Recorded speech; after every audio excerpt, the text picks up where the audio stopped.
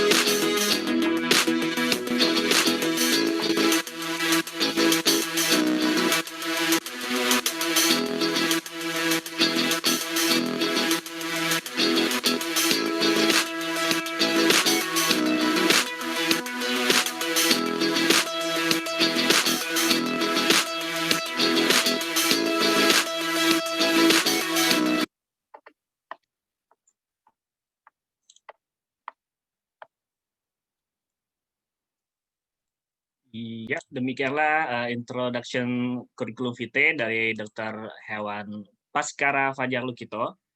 Dan saatnya kita mulai bersiap ya, pretest dulu ya, pemanasan dulu ya, Dok. Sudah siap semuanya? Ayo, jawab. Oke, sebentar, saya copy dulu linknya.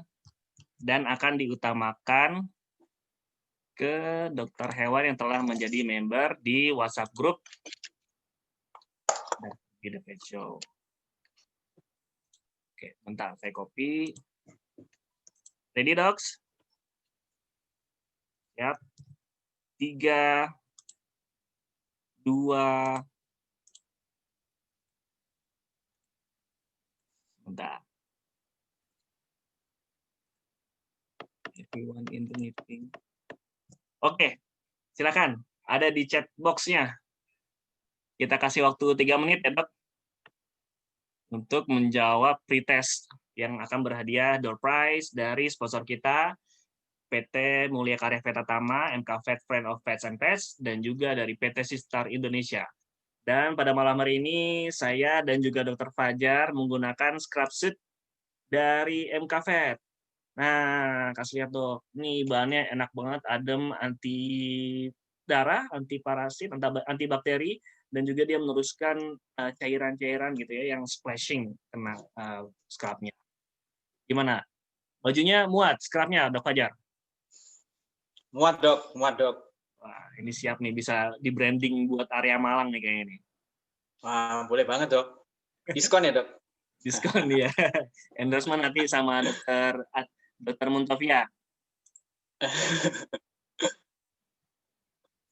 Oke, sebentar, sudah ada beberapa yang masuk. Pretestnya yuk.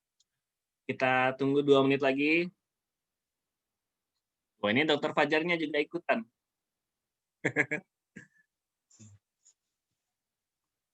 Oke, sudah terisi 12 orang. Ayo, Dok, yang belum, Dok. Kita tunggu.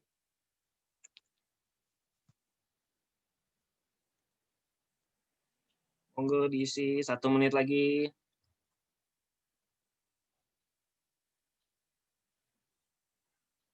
Yang di grup WhatsApp, yang di Zoom, ayo kita kasih waktunya.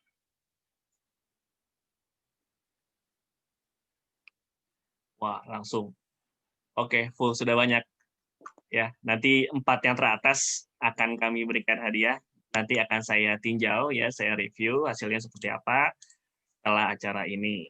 Oke, baik. For the next 30 minutes, podcast number 15, Dr. Beauty Show, kepada Dr. Fajar, kami persilakan.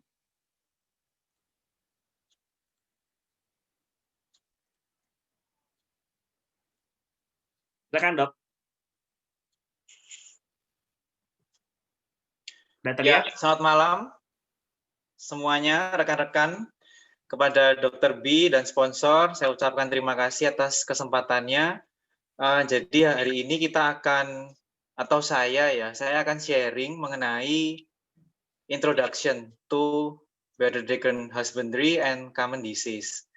Jadi menurut saya, sebelumnya saya juga riset kecil-kecilan sih ya, tentang hewan bearded dragon ini. Dan hasilnya adalah sebagian besar kolega, teman-teman, rekan-rekan, itu pada nggak tahu tentang hewan ini. Mereka bilangnya, ini hewan apa ya, iguana gitu ya.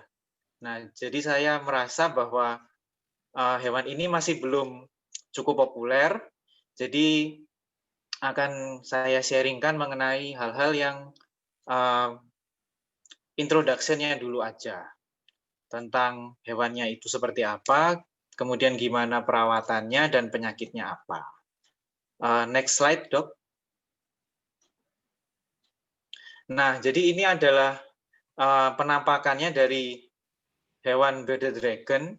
Ya memang mirip sama iguana sih ya, cuman ada banyak bedanya sih sebenarnya. Bisa dilihat sama rekan-rekan hewan yang di alamnya atau asalnya kan dari Australia. Dia adalah hewan gurun sebenarnya. Kemudian yang di alam adalah yang warnanya hitam, warnanya gelap banget. Itu yang asalnya di Australia, warnanya seperti itu. Nah, kemudian setelah populer sebagai pet atau hewan peliharaan, itu bukanlah tangkapan liar, tetapi adalah dragon yang sudah dikembangbiakkan secara lama banget, saya rasa sudah puluhan tahun, kemudian dikembangbiakkan secara selective breeding.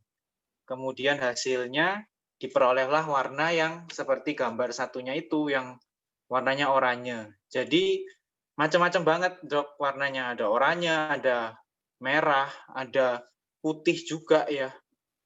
Jadi sangat variatif, sangat cakep banget warnanya, sehingga itu populer di kalangan masyarakat.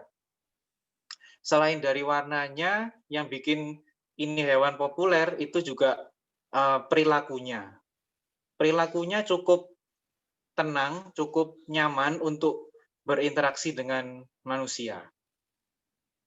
Tetapi ada sedikit halangan atau hambatan di situ. Mereka ini dipelihara dengan tingkat kesulitan yang tinggi. Tadi saya bilang mereka nyaman interaksi dengan manusia. Itu sebenarnya nilai yang membuat mereka mudah dipelihara.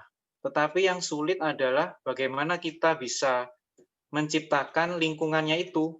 Lingkungan gurun itu, gimana caranya kita bisa pelihara, kita siapin kandangnya, kita siapin lampu, dan sebagainya. Itu yang agak sulit, sehingga tingkat kesulitannya bisa dibilang bukan untuk pemula, tapi cukup menengah dan tinggi. Nah, oleh karena itu bisa menyebabkan muncul banyak penyakit yang bisa menjadi peluang untuk bearded dragon ini mampir ke kliniknya dokter-dokter sekalian untuk diperiksakan kesehatannya. Selanjutnya, karena tadi punya warna yang macam-macam banget, merah, kuning, orange, putih juga ada, itu adalah variasi dari morph atau mutasi. Reptil punya banyak mutasi, dan itu juga akan mempengaruhi dari harganya. Harga ini maksudnya ya harga di hewannya itu sendiri. Bisa sangat tinggi harganya, jadi juga mereka ini nggak kalah ya dok dari anjing dan kucing ras. Harganya bisa sampai belasan juta. Tentunya juga ketika hewan itu sakit atau mengalami problem, tentunya juga membutuhkan bantuan dari dokter hewan yang expert di bidang reptil, khususnya bearded dragon. Next slide, dok. Nah, ini secara penampakan ya memang mirip banget sama iguana, tapi juga berbeda dari sisi warna, dari sisi ukuran khususnya nggak sebesar iguana. Hanya sampai sekitar 60 cm dari kepala sampai ke ekor. Berat badan nggak terlalu berat juga, sekitar 200 sampai 500 yang dewasa. Ciri khasnya yang unik adalah disebut bearded dragon karena mereka memiliki bagian leher dengan struktur yang unik, mampu mengembang dan berubah menjadi warna gelap. Karakternya mereka ini sangat jinak, tenang, dan reptil yang sifatnya diurnal atau aktif di siang hari, sehingga juga bagus banget untuk di-display, untuk hiasan karena mereka nggak sembunyi atau menghindari cahaya. Reproduksinya sangat cepat dan banyak, satu betina bisa menghasilkan 1-3 kloter telur. Satu kloter bisa ya 15-20-an. Jadi sangat banyak untuk reproduksinya. Dan ini berkaitan dengan investasi sebagai peluang usaha juga. Dan jumlahnya yang sangat cepat bertambah menyebabkan masyarakat juga bisa memperoleh hewan ini dengan sangat mudah. Next slide, dok. Nah, ini adalah perbandingan ukuran ya dari yang baby. Kira-kira hanya seukuran jari aja, kecil banget. Banyak yang salah dikiranya hewan ini cicak. Padahal ya memang mirip juga ketika masih baby, masih bayi. Nah, kemudian gambar berikutnya adalah ketika sudah dewasa. Perawatannya juga cukup sulit, mulai dari baby, kemudian beranjak ke juvenile, setelah juvenile subadult, kemudian dewasa, itu juga perawatan cukup berbeda. Cukup banyak kebutuhannya ketika kita melihara hewan yang sifatnya adalah gurun, hewan gurun, padang pasir, savana, daerah kering. Jadi kita harus menciptakan lingkungan yang semirip mungkin dengan alamnya, habitatnya. Next slide. Ini adalah cara untuk membedakan kelamin. Jadi bisa dibedakan seperti reptil lizard pada umumnya. Kita lihat bagian kloaka. Pada jantan ada hemipenis dan femoral pores-nya. Sedangkan di betina tidak ada. Sexing bisa dilakukan dengan akurat pada bearded dragon yang usianya atau ukuran remaja, tapi lebih mudah pada saat dewasa tentunya. Next slide. Kemudian kita masuk kepada kondisi fisiknya, bagaimana kita bisa melihat status kesehatan bearded dragon. Pertama, secara umum pada bagian mata, hidung, mulut tentunya juga harus kering, tidak ada discharge, tidak ada cairan. Seperti memeriksa reptil pada umumnya, kemudian yang harus diperhatikan adalah cara bernafas. Untuk bearded dragon tidak umum mereka bernafas menggunakan mulut. Jadi kalau mulutnya sering terbuka, sering mangap, Apalagi kalau posisi kepala agak mendangak, itu bisa kita pastikan bukan hal yang normal. Itu adalah gangguan pernafasan. Next slide.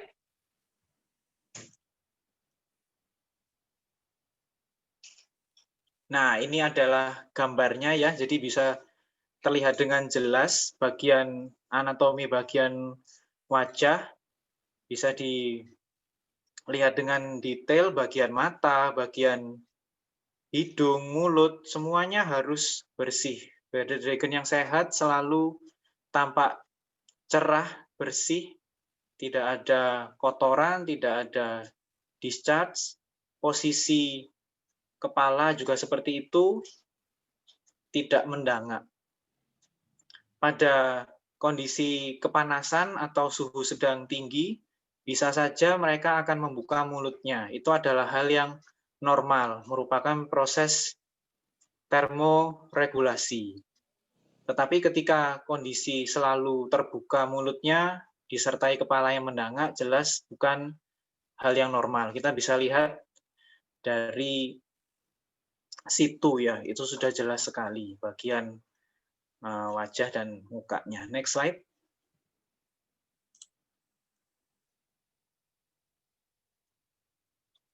Nah, kemudian kita lanjut kepada bagian badan. Seperti ada gambar di samping, ini adalah contoh badan yang ideal, tidak terlalu kurus, tidak terlalu gemuk.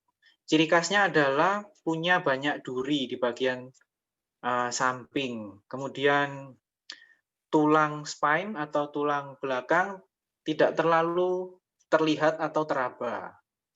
Demikian pula dengan pangkal ekor. Hal ini akan teraba jelas ketika bearded dragon dalam kondisi yang kurus, malnutrisi, kurang makan. Bagian abdomen, bagian ventral, ketika dipalpasi akan terasa penuh, karena di situ banyak bantalan lemaknya. Nah, kemudian untuk warna sendiri, ada keunikan bearded dragon bisa mengubah warna sesuai dengan tingkat stresnya, sesuai dengan suhu lingkungan. Sehingga ketika ada warna yang berubah, warna yang cenderung lebih gelap, itu bisa menandakan ada yang kurang tepat di status kesehatan ataupun lingkungan, cahaya lampunya mungkin. Jadi warna di badan sangat-sangat penting. Next slide. Selanjutnya adalah bagian kloaka. Tentunya harus bersih, tidak ada bekas feses yang tertinggal. Tidak ada bengkak atau abnormalitas, tidak ada prolaps. Kemudian pada bagian ekor harus normal, harus panjang dan tidak ada luka, tidak ada kebengkakan. Atau tail tip. Tail tip itu sering terjadi di mana ekor pada bagian ujung mengalami putus. Nah, kemudian yang paling penting adalah bagian pangkal ekor. Itu kita bisa melihat apakah BD dalam kondisi cukup nutrisi atau kekurangan nutrisi. Pangkal ekor banyak menyimpan lemak. Selain pangkal ekor juga di bagian ketiak itu juga bisa ditimbun lemak di situ. Next slide.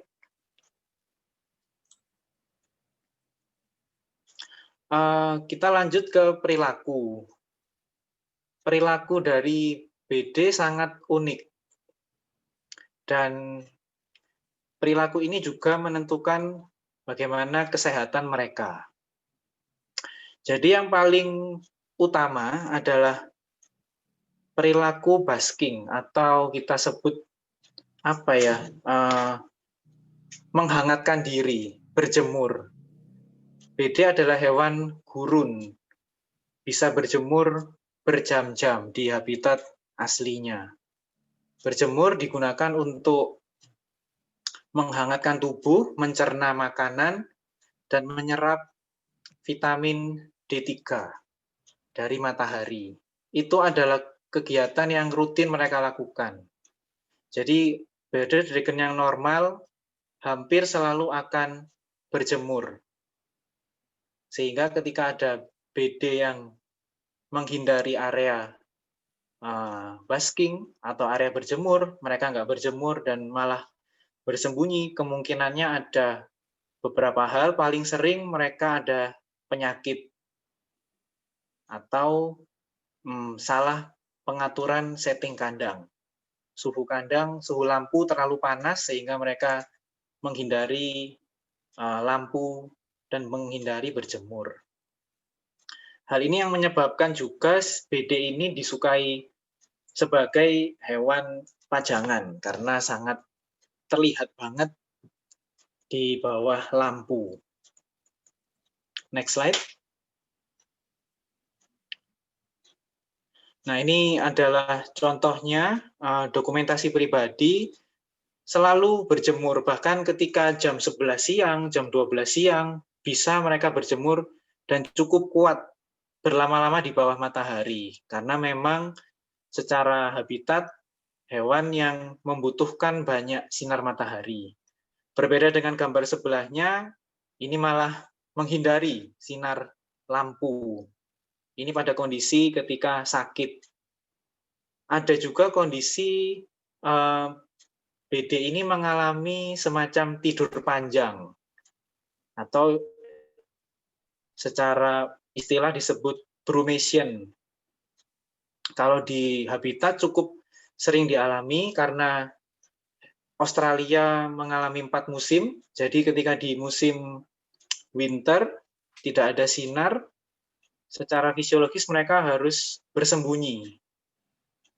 Pada BD yang sudah dipelihara sebenarnya cukup jarang, tetapi ada beberapa kasus mengalami gejala brumasi karena secara insting mereka adalah hewan yang liar, yang masih memiliki memori tentang habitatnya. Jarang sekali sih, tapi ada beberapa kasus kondisinya sehat, setting kandang benar, tapi mereka mengalami perilaku sembunyi, dan itu bisa berminggu-minggu, bisa berbulan-bulan, nggak makan, nggak minum, sembunyi aja, karena menyesuaikan dengan musim ketika di Australia, musim winter. Next slide. Selanjutnya adalah ciri khasnya hewan itu sendiri, yaitu menghitamkan pada bagian dagu atau jenggotnya, beard-nya. Ini adalah perilaku saat musim kawin. Tetapi juga bisa karena stres, bisa juga karena sakit, bisa juga ketika ada perilaku agresif. Hewan ini sifatnya teritorial, terutama yang jantan. Jadi nggak umum, jantan dikandangkan berdua, sehingga bisa memancing perilaku agresif. Nanti mereka akan menghitamkan pada bagian beard-nya, jenggotnya, kemudian bisa berantem. Kemudian ada menghitamkan pada bagian badan, bisa karena sakit juga, kurang panas. Ada perilaku juga arm waving, ini semacam mengangkat tangannya, membuat gerakan memutar. Mohon maaf saya nggak bisa cantumkan seperti apa perilakunya, tapi ini perilaku yang unik banget, di hewan lain saya rasa nggak ada. Sebagai bentuk perilaku untuk saat musim kawin juga, terutama pada hewan betinanya, kalau yang arm waving ini. Selain itu juga bentuk submissive behavior atau bentuk pengenalan mereka kepada hewan yang lebih besar. Bentuk perilaku pasrah. Nah, jadi itu semacam tanda dari mereka supaya tidak diserang oleh bearded dragon yang lain. Selain itu ada perilaku head bobbing. Head bobbing ini juga spesifik banget. Jadi kayak apa ya, menganggukkan kepalanya dengan intensitas yang kenceng banget. Ini juga perilaku musim kawin. Ada perilaku digging atau gali-gali tanah, itu terutama saat betina mau bertelur. Selain itu, perilaku yang lain adalah menjilat. Nah, ini adalah cara untuk mengenali lingkungannya, mengenali benda ataupun makanan yang baru atau hewan lain. Next slide. Sebenarnya kalau perilaku juga banyak banget. Saya nggak bisa cantumkan satu persatu. Ada banyak banget ya perilaku yang lain. Kita masuk ke pengaturan kandang. Pengaturan kandang sangat penting karena disitulah kita harus atur semirip mungkin dengan habitat. Kalau yang lazim digunakan adalah terarium ataupun box kotak kontainer yang terbuka gitu juga bisa. Di mana kita menggunakan prinsip microclimate atau kita menciptakan lingkungan tersebut di kotak atau di kandang yang kita persiapkan. Utamanya sih kita atur suhunya, kelembapan, dan cahaya. Jadi di kandang itu diatur dengan suhu, kelembapan, cahaya yang tepat. Dan karena prinsipnya microclimate, jadi nggak masalah sih dokter mau pelihara atau ada pasien bearded dragon yang dia dipelihara di kota yang dingin, itu juga nggak masalah. Yang penting kita siapkan microclimate di habitatnya, di kotaknya itu kita siapkan yang benar. Selain itu, yang penting adalah enrichment atau semacam dekorasi, itu biasanya ya yang sederhana ya batu atau kayu. Nah, itu perlu juga. Kemudian substrat itu alas kandang. Macam-macam substratnya, bisa menggunakan kertas koran yang paling simple, walaupun secara visual kurang baik. Selanjutnya bisa pakai forest bark, bisa pakai macam-macam. Batu-batuan juga bisa. Kandangnya harus 1 ekor per kandang untuk hewan dewasa. Kemudian untuk hewan yang masih baby atau juvenile bisa diberikan 4-6 ekor tergantung ukuran kandang juga. Yang penting kebersihan. Kebersihan harus selalu dijaga. Karena dari kandang yang kotor, rata-rata banyak sekali penyakitnya. Next slide. Nah, ini untuk suhunya cukup tinggi karena mereka juga hewan dari desert, dari savana. Sekitar 38 sampai 41. Panas banget memang. Tapi kita juga siapkan area yang sejuk atau area yang tidak terkena lampu panas. Itu suhu ruang. 29, 28 juga nggak apa-apa, 31 derajat. Jadi waktu kondisi sudah cukup panas untuk BD itu sendiri, mereka akan menuju daerah area yang dingin. Selanjutnya kelembapan. Kelembapan ini harus rendah, 30 sampai 40 derajat. Ini juga yang cukup susah diciptakan karena negara Indonesia adalah tropis ya. Indonesia kelembapannya cukup tinggi. Jadi yang menantang adalah masalah kelembapan. Harus rendah, 30 sampai 40 derajat. Kalau tropis bisa 60 lebih ya, saya rasa ya 60 70. Pencahayaan sekitar 10 sampai 12 jam waktu terang. Jadi kalau pagi, siang, sore bisa dinyalakan, kalau malam lampu dimatikan. Kalau lampu nyala 24 jam bisa mengganggu siklus mereka, bisa membuat stres juga. Selanjutnya yang penting banget adalah UVB lamp atau lampu ultraviolet B. Sangat penting untuk bearded dragon supaya mereka bisa menyerap kalsium, vitamin D3 didapat dari sinar matahari direplikasi dengan lampu UVB lamp. Lampu UVB lamp juga harus khusus untuk hewan gurun. Ada banyak banget jenis UVB lamp, ada untuk hewan padang pasir, ada untuk hewan tropikal, hewan jungle, sangat berbeda. Intensitasnya lebih kuat yang UVB lamp untuk desert.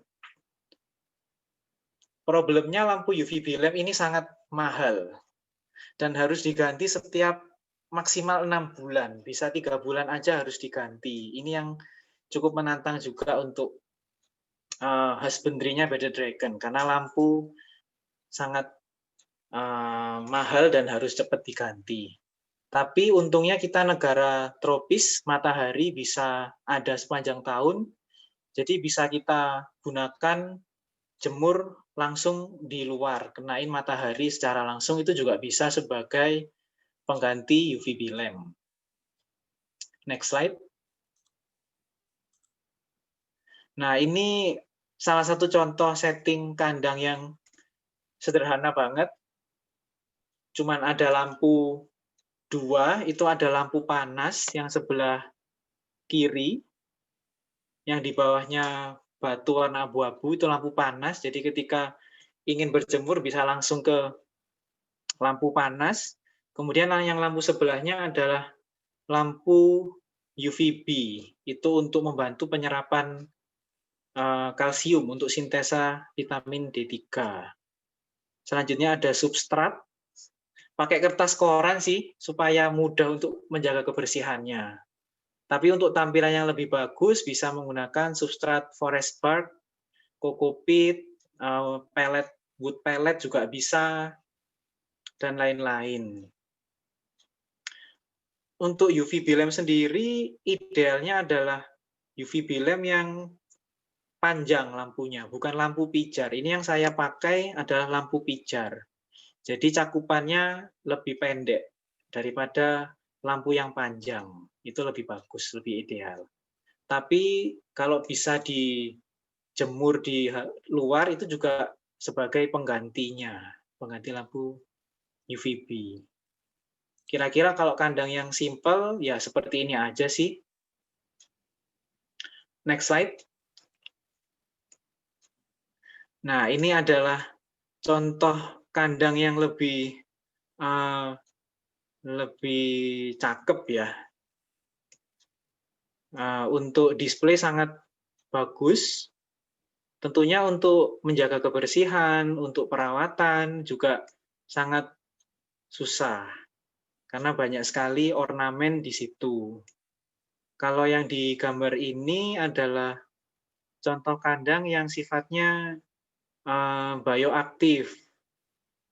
Jadi ada tanaman hidupnya juga, ada bakteri juga untuk menguraikan feses. Ada tanaman yang hidup berarti juga membutuhkan lampu khusus juga untuk merawat tanamannya supaya bisa hidup. Ini sangat cakep memang untuk display, tetapi untuk perawatan sangat susah.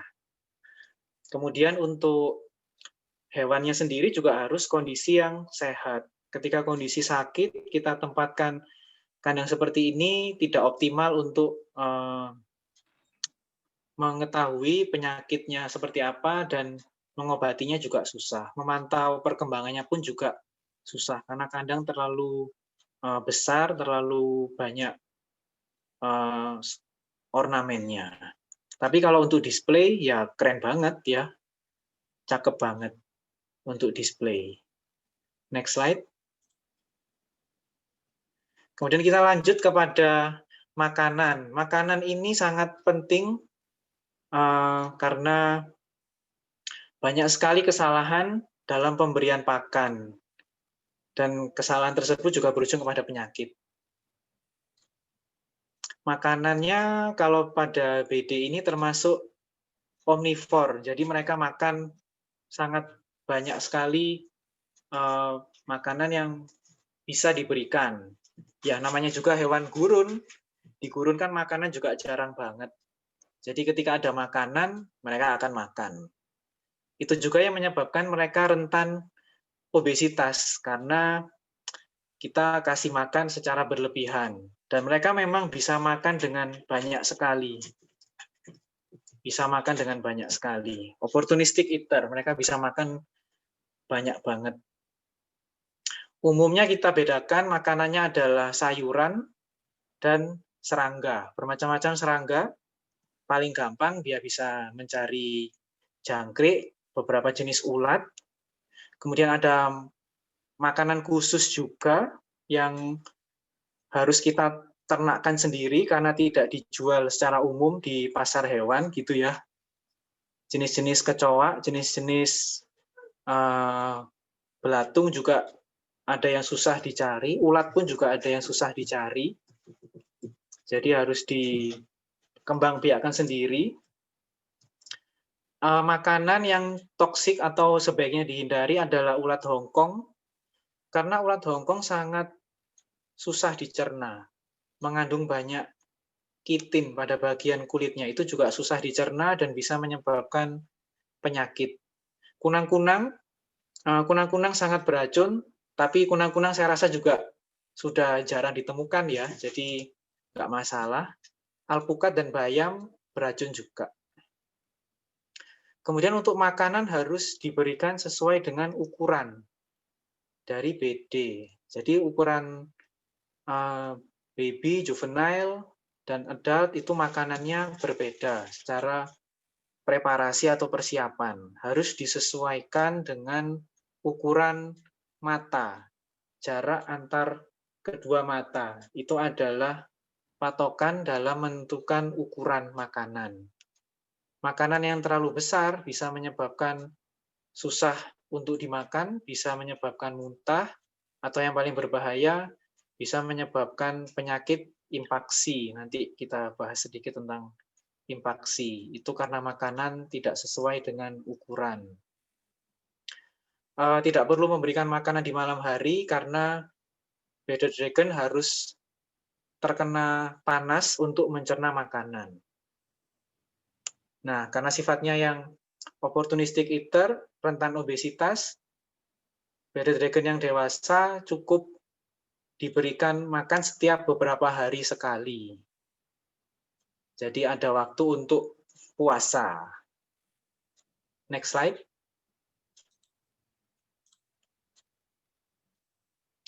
Kita masuk ke beberapa penyakit yang paling sering terjadi, penyakit atau temuan klinis yang sering terjadi. Yang pertama adalah dehidrasi. Ini cukup sering terjadi karena kita melihat bahwa mereka hewan gurun cenderung diberikan suhu yang terlalu panas, sehingga bisa menyebabkan kekurangan cairan tubuh dan dehidrasi. Bisa kita lihat dari gejala umum atau pemeriksaan fisik ya. Paling menciri adalah kulit pada bagian turgor tidak elastis. Jadi seperti pada anjing kucing bisa dicek juga turgornya. Selanjutnya adalah penanganan. Tentunya harus diperbaiki penyebab dehidrasi. Umumnya adalah permasalahan di kandang. Bisa dibantu juga dengan direndam.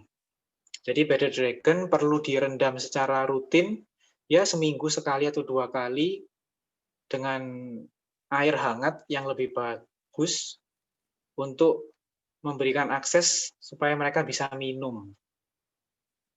Nah, ketika ada pasien dengan gejala dehidrasi, kita boleh turunkan suhu kandangnya, tidak perlu terlalu tinggi, bisa diturunkan suhunya.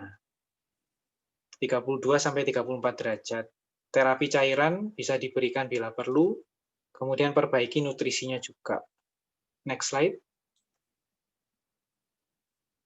Selanjutnya adalah dissect disease. Ini adalah penyakit akibat shedding atau ganti kulit yang tidak sempurna. Reptile lizard termasuk dragon umumnya mengalami ganti kulit secara parsial, tidak seluruhnya. Jadi ada kasus atau umumnya memang mereka akan ganti kulit pada bagian badan, kemudian nanti menyusul tangannya, menyusul ekornya. Nah, jika ada perawatan yang kurang tepat, bisa menyebabkan proses ganti kulit ini tidak sempurna. Jadi kulit tidak bisa terlepas dan tetap menempel pada bagian tubuhnya. Sering akibat dehidrasi ataupun sakit dan stres. Bisa juga karena suhunya terlalu tinggi dan kelembapan yang kurang. Masalahnya sering di bagian ekor dan jari. Nah, untuk pencegahannya tentunya setting kandang. Kembali lagi ke kandang memang paling utama, harus sesuai dan kelembapannya tepat juga. Serta ketika ada dragon dengan kondisi lagi ganti kulit, itu bisa kita bantu dengan merendam rutin dan bisa kita spraying kandangnya dengan air, supaya nanti ketika proses kulit lepas, itu bisa terbantu dengan tubuh yang basah atau air, itu juga akan membantu. Next slide. Nah, ini adalah contohnya. Jadi mereka mengalami shedding secara parsial, bukan penyakit. Pada bagian muka bisa shedding sebagian, pada bagian badan bisa sebagian, dan sebagainya. Next slide. Penyakit berikutnya adalah infeksi pada bagian ekor. Seringnya disebabkan karena trauma, injury. Biasanya karena satu kandang itu rame-rame dragonnya, jadi mereka berantem saling gigit ekornya. Untuk penanganan umumnya harus dibantu dengan obat-obatan, antibiotik untuk mencegah infeksi, untuk mencegah nekrosis, tetapi pada kondisi tertentu harus dibedah ketika nekrosis sudah mulai menjalar. Umur luka juga sangat mempengaruhi kesembuhannya dan tingkat infeksi. Jadi kalau langsung ditangani, maka infeksi akan semakin berkurang, sehingga tidak terlalu parah dan bisa cepat ditolong.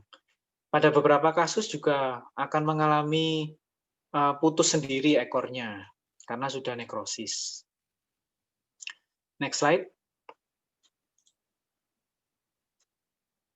Selanjutnya adalah konjungtivitis atau infeksi pada mata, itu juga sering. Penyebabnya lagi-lagi karena trauma, bisa juga karena substrat.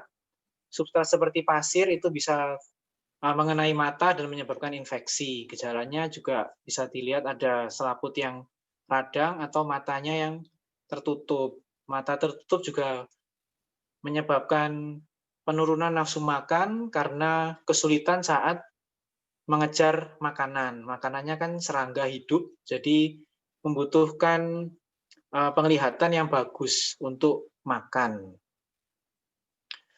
Perlu diperhatikan juga jika ada corneal ulcer atau ulcer pada bagian kornea, karena bisa menyebabkan lukanya dalam.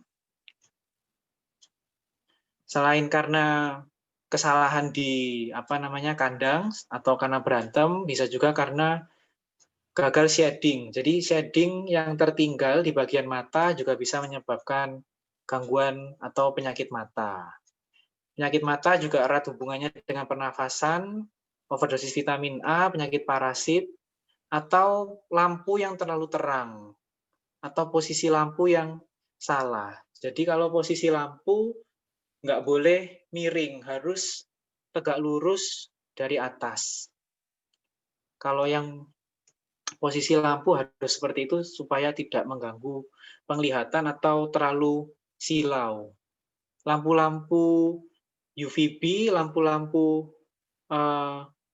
yang wattnya besar itu juga silau. Jadi posisi tegak lurus tidak akan mengganggu penglihatan.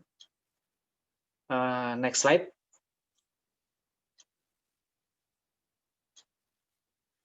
Nah, penyakit yang sering juga adalah penyakit pencernaan atau penyakit yang disebabkan umumnya karena parasit.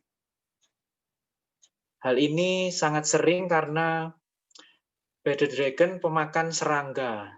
Ketika serangga itu kotor, ketika serangga itu tidak bersih, atau berasal dari tempat yang kurang jelas, bisa saja membawa parasit atau membawa kuman. Cukup sering sekali ini di bearded dragon. Terutama kita amati adalah dari fesesnya. Feses yang normal adalah pada gambar sebelah kiri, di mana bentukan feses sangat padat. Sedangkan pada gambar yang kanan sangat lembek atau basah. Ini makanya bagusnya memang satu kandang, satu ekor satu kandang, supaya bisa teramati bagaimana feses mereka.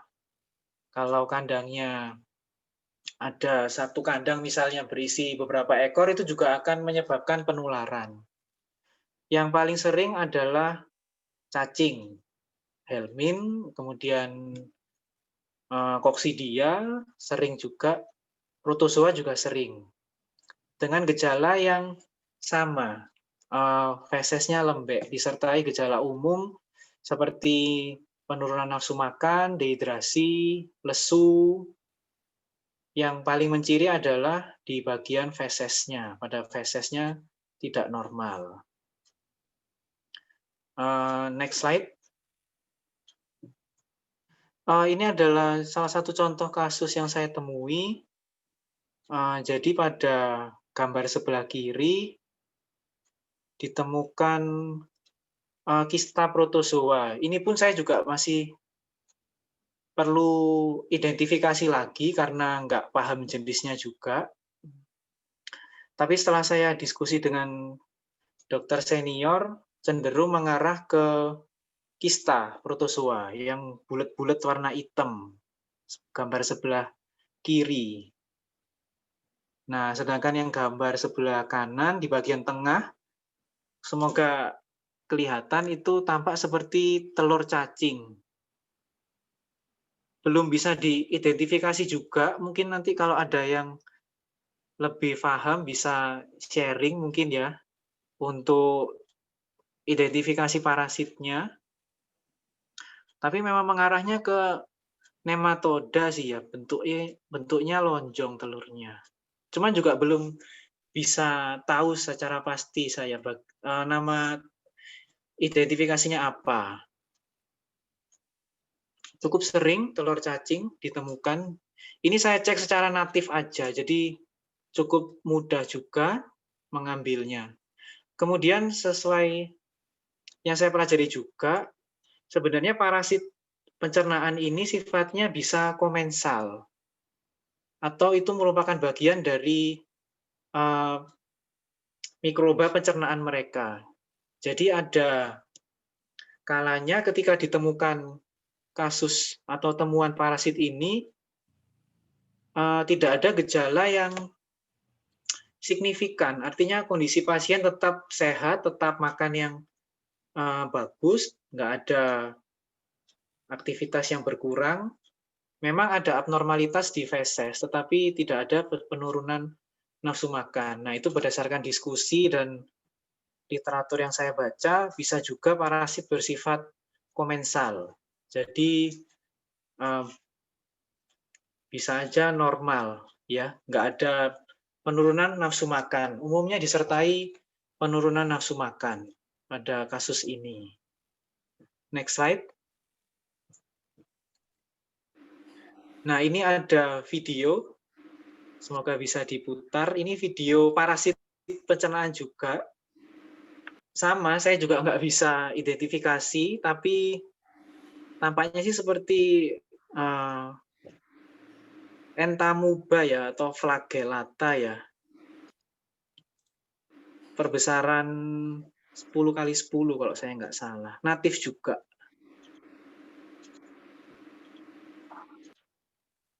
Nah, kebetulan semua parasit tadi itu ditemukan dalam kasus yang sama. Dalam kasus hewan yang sama. Jadi saya menemukan banyak banget parasitnya dalam satu pasien. Mungkin ada kolega atau rekan-rekan yang bisa bantu identifikasi, monggo nanti bisa sharing bareng ya. Semoga gambarnya cukup jelas. Next slide.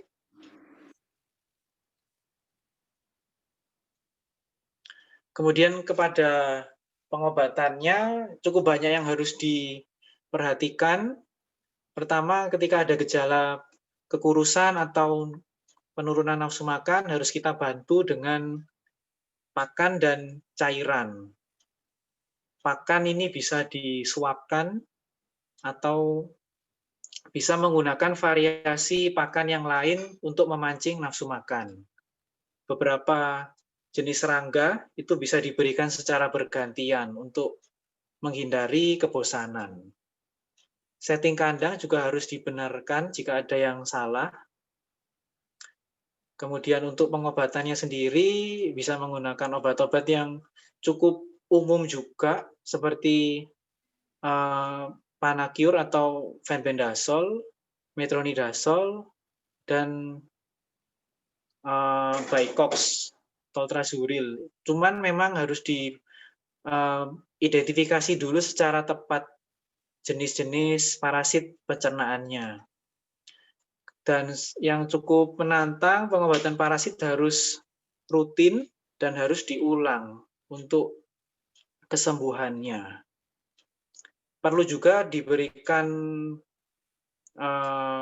kandang yang terpisah supaya tidak menular. Kebersihan kandang harus diperhatikan karena kita tidak ingin terjadi infeksi yang berulang. Next slide. Selanjutnya adalah infection atau gampangnya adalah penyumbatan di saluran makanan. Paling sering karena ukuran pakan yang terlalu besar. Suhu kandang yang terlalu dingin, jadinya pencernaan tidak sempurna. Atau bisa juga tertelan substrat. Substrat-substrat seperti pasir, ataupun tanah, ataupun kerikil, itu juga bisa tertelan. Makanya ketika kita pakai kandang dengan substrat yang bagus atau kandang bioaktif, itu memang sangat sulit untuk maintenance-nya karena penyakit bisa timbul banyak banget dari kandang yang tidak tepat. Kalau gejalanya adalah kesulitan untuk defekasi, bagian abdomen juga tampak lebih besar karena ada gangguan pencernaan. Dan kemudian ada kelumpuhan di kaki belakang. Untuk pengobatan pada kasus-kasus yang ringan bisa dibantu dengan rendam air hangat setiap hari. Bisa juga diberikan pakan yang lunak, yang tinggi seratnya, supaya membantu pencernaan. Pada kasus-kasus yang berat harus dibedah. Jadi saya rasa seperti pada kasus megakolon, harus dibedah. Next slide. Kemudian ada lagi penyakit egg binding atau nggak bisa bertelur atau disebut juga distokia. Sama, ini juga sering juga pada BD betina.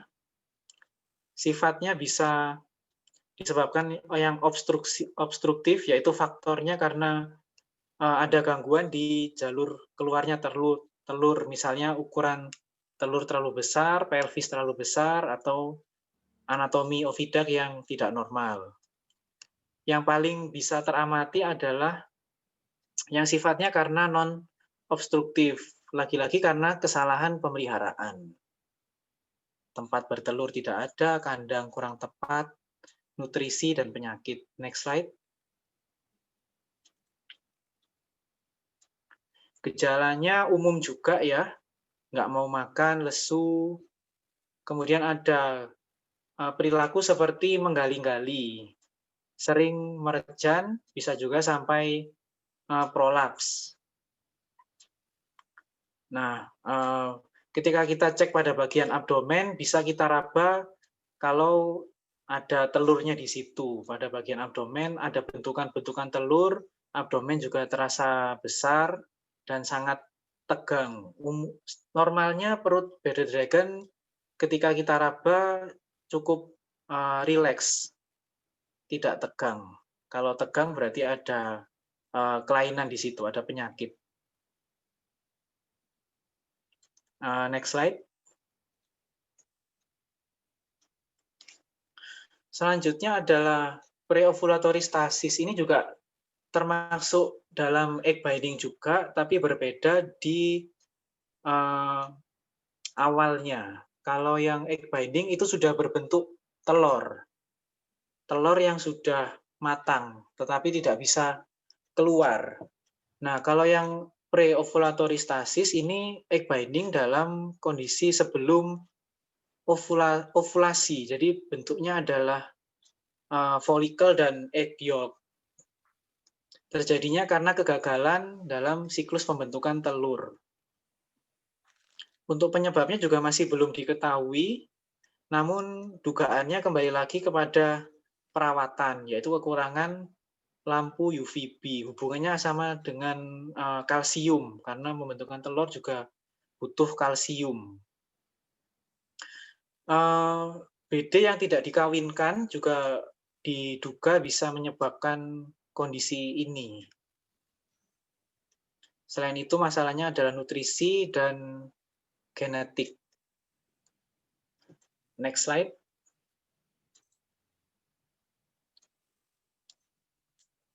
Penyakit yang berikutnya adalah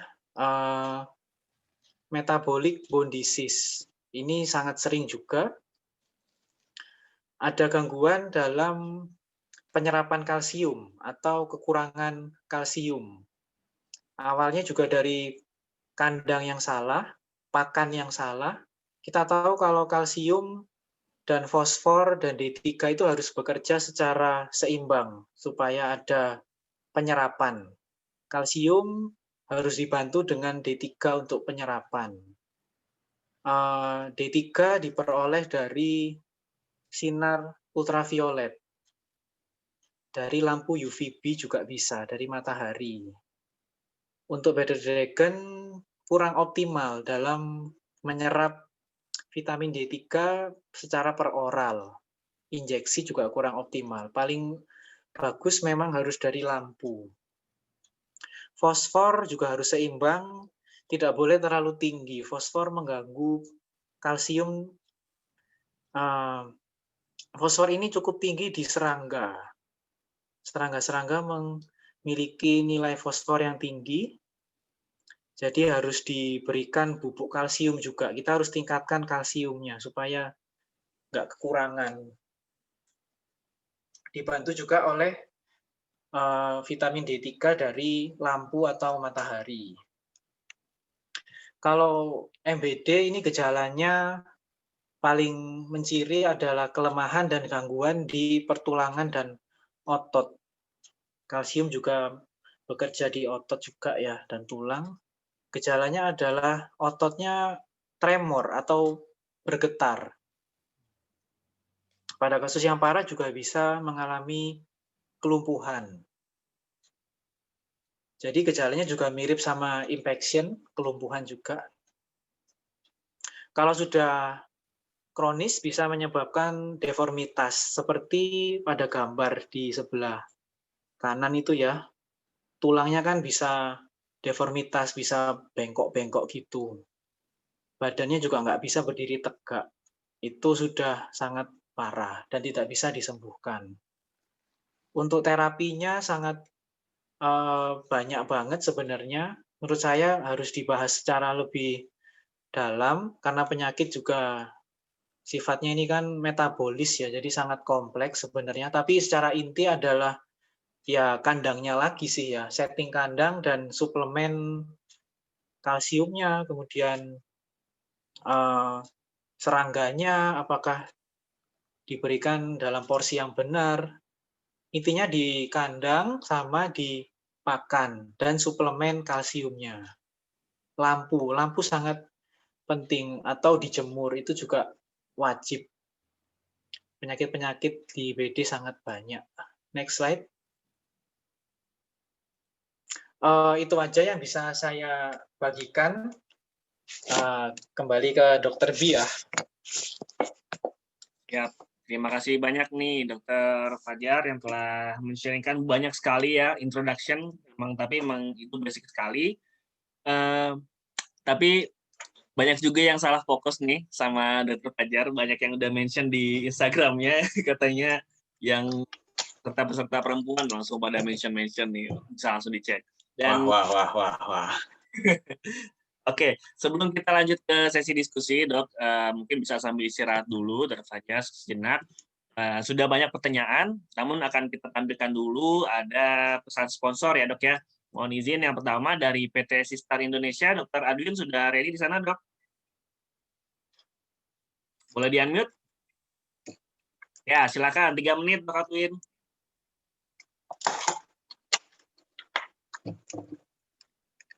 Suaranya kurang kedengeran, Dok.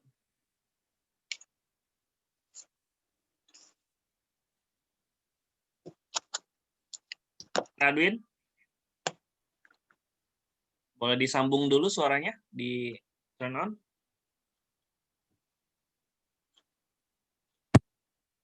Tes. Nah, sip. Monggo, Dok. Kedengeran ini? Ya, kedengeran. Oke. Ya udah deh. Baik, selamat malam dokter-dokter semuanya. Kenalkan saya Dr. Adwin, bekerja di PT Sistar Indonesia. Luar biasa sekali nih. Terima kasih ke Dr. Binol untuk podcast ke-15. Sukses banget nih. Mantap Dr. Fajar. Soalnya saya dulu juga reptil juga penelitiannya, tapi tentang kura-kura gitu. Nah, kalau untuk sekarang kami dari PT Sistar itu ingin memperkenalkan untuk blood typing. Blood typing mungkin dokter-dokter di sini ataupun teman-teman yang kuliah di FKH mungkin ada yang tahu atau ada yang lupa, ada yang ingat. Ini blood typing untuk anjing dan kucing ya. Kalau blood typing di anjing kita ada 2 tipe, yaitu DA1 positif 1.1 dan 1.2 gitu. Nah, ini saya ada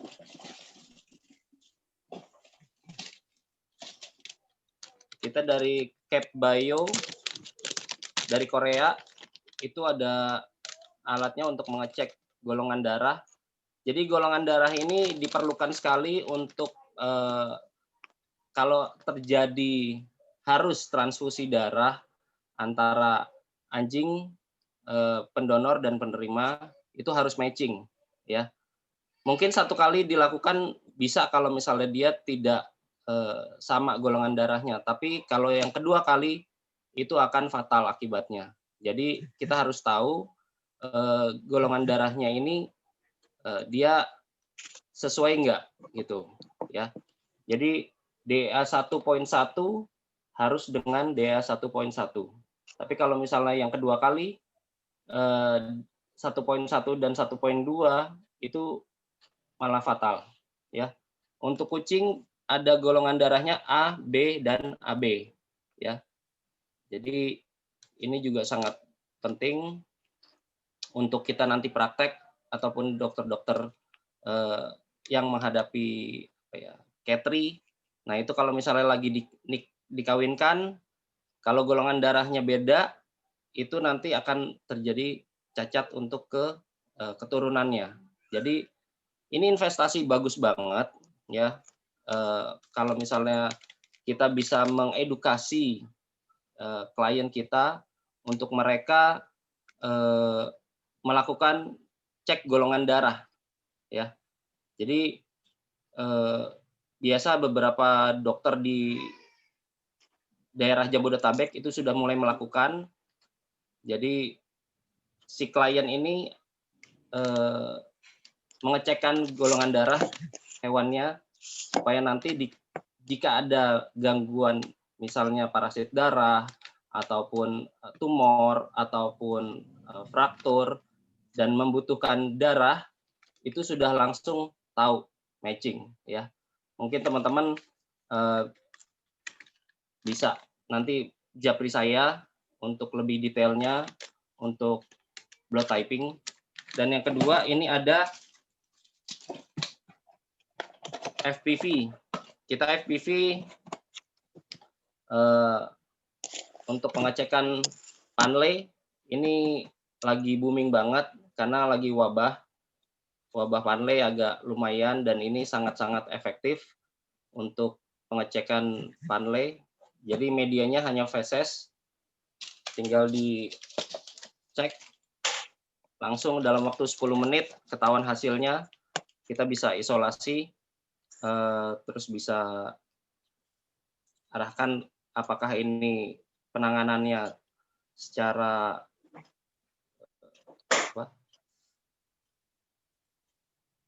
apa?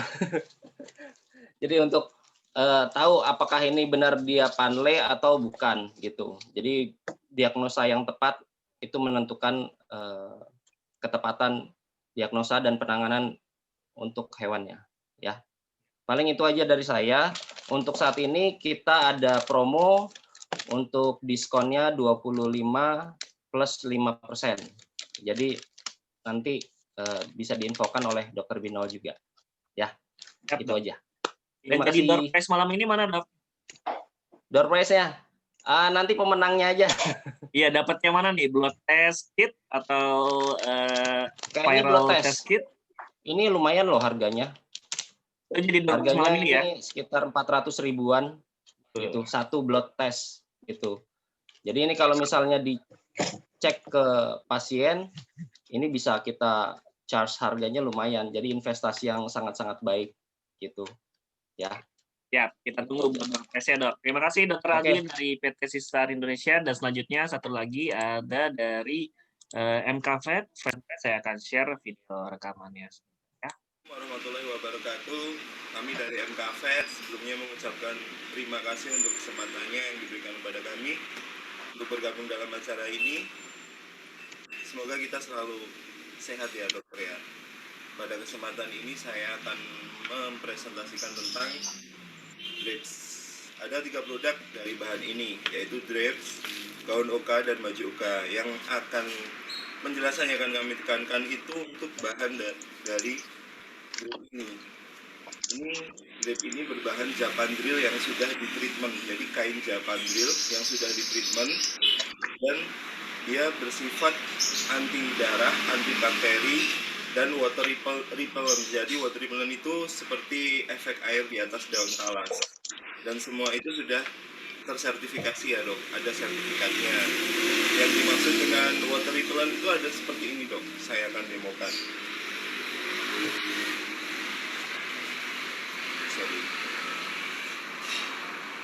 Nah,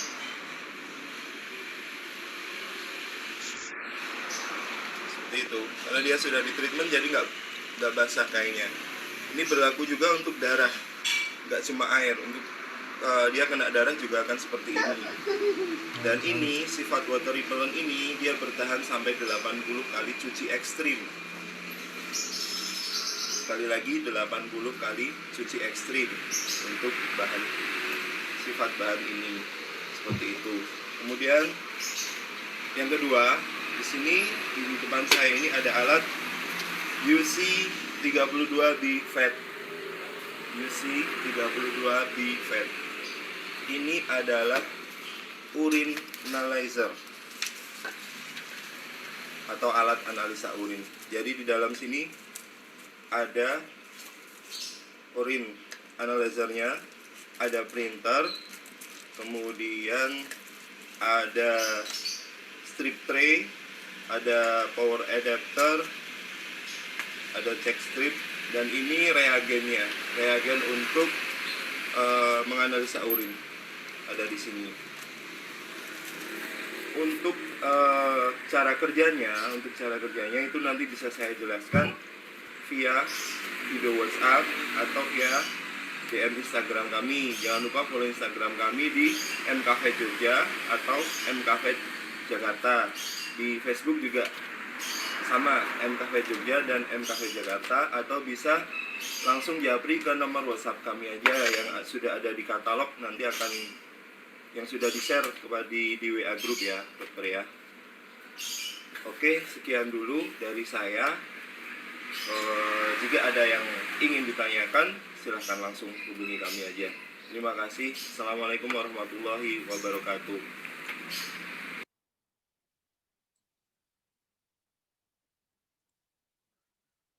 Ya, baik, demikianlah presentasi sponsor dari PT Sistar Indonesia, @siskan.id, iskan.id, dan juga dari PT MK Vet, ya, Mulia Karya Pratama.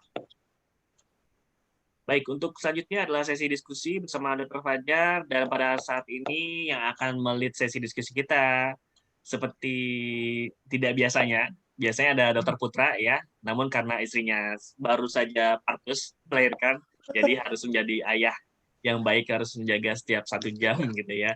Baik.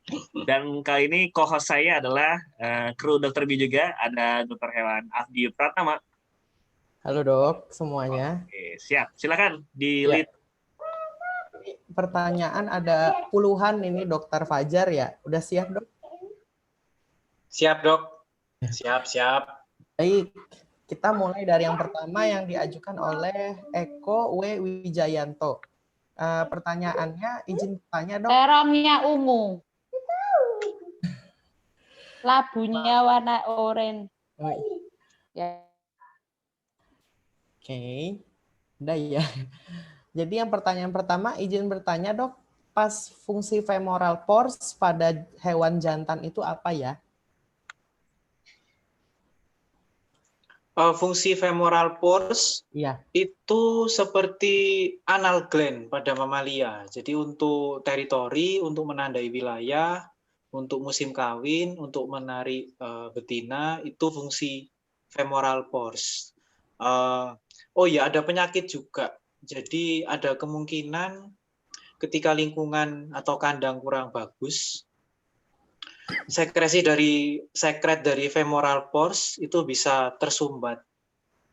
Ya, itu penyakit juga ya, ada juga femoral pores-nya tersumbat karena kandang kurang bersih, terlalu lembab. Untuk penanganannya harus sering direndam. Jadi kembali lagi ke perawatan juga harus sering direndam supaya kebersihan dari femoral pores itu terjaga, nggak ada penyumbatan. Kalau fungsinya seperti kelenjar anal gland di mamalia untuk teritorial, untuk wilayah. Kira-kira begitu, dok. Baik, terima kasih dok. Yang pertanyaan selanjutnya diajukan oleh Dr. Hewan Putu Wijaya Kusuma. Izin bertanya, apa saja warna yang biasanya pada hewan bearded dragon ini dan bagaimana tingkat stres berdasarkan warnanya? Kalau warna, sesuai yang saya jelaskan tadi, ada macam-macam. Yang pasti warna-warna yang cerah semua. Kuning, orange, merah, putih. Putihnya kayak, ya putih, full putih seluruhnya itu juga ada. Kemudian warna atau stres warna ya. Stres warna menyebabkan warna akan lebih gelap, lebih hitam. Ada muncul kehitaman, terutama di bagian dagu, jenggotnya itu sendiri ya. Di bagian badan juga ada muncul spot-spot warna hitam. Di bagian badan, di bagian ventralnya juga akan menggelap, warnanya jadi gelap. Itu adalah tanda ketika stres. Salah satu indikator ketika stres, warna akan semakin gelap. Stresnya kan juga macam-macam ya. Stres bisa karena kurang cahayanya, kurang suhunya, juga bisa stres karena nutrisi, macam-macam. Tapi intinya ada perubahan warna menjadi lebih gelap disertai yaitu tadi munculnya patch-patch atau spot-spot kehitaman di bagian dorsal, bagian ventral, bagian kepala juga, bagian jenggotnya itu juga gitu. Jadi kalau stresnya hilang itu juga bisa hilang gejala perubahan warna ini juga bisa hilang, Dok? Hilang, Dok. Kalau stresnya nggak ada, warnanya akan cerah dan nggak ada spot-spot warna hitam. Itu sebutnya kalau nggak salah istilahnya stress mark atau marking di mana kalau itu muncul stres, ya kehitaman itu sendiri. Oh. Kalau nggak stres ya hilang. Baik. Kalau Dokter Fajar kayaknya nggak stres ya. Terang banget soalnya di saya nih. Oh, efek lampu ini, Dok. Baik, Dok. Cahaya aja. Pertanyaan selanjutnya dari Dokter Hewan Kirana Vet Medica. Nah, BD yang aslinya hidup di gurun ini jika dibawa ke tempat musim itu bagaimana ya, Dok? Apakah perlu tambahan lampu atau pemanas buatan sampai suhu berapa? Dan pertanyaan selanjutnya, jika BD ini bersembunyi hingga berminggu-minggu, apakah tidak ada efek yang negatif untuk tumbuh kembangnya? Jika memang habitat tidak bisa sesuai dengan aslinya, upaya apa saja yang dilakukan untuk mengurangi efek negatif?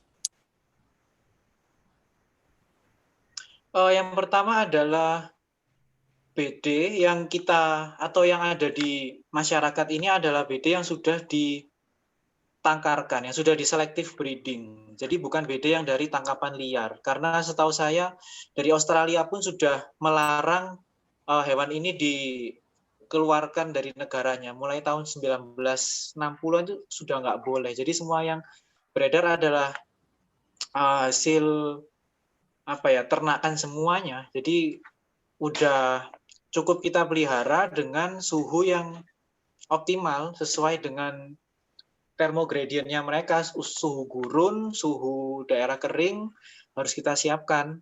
Makanya tadi setting kandang sangat-sangat penting. Jadi kandangnya ya memang harus diatur, harus diukur juga suhunya, harus siapin termometer karena supaya pas suhunya harus pakai termometer. Tadi yang berikutnya apa ya, Dok ya pertanyaannya?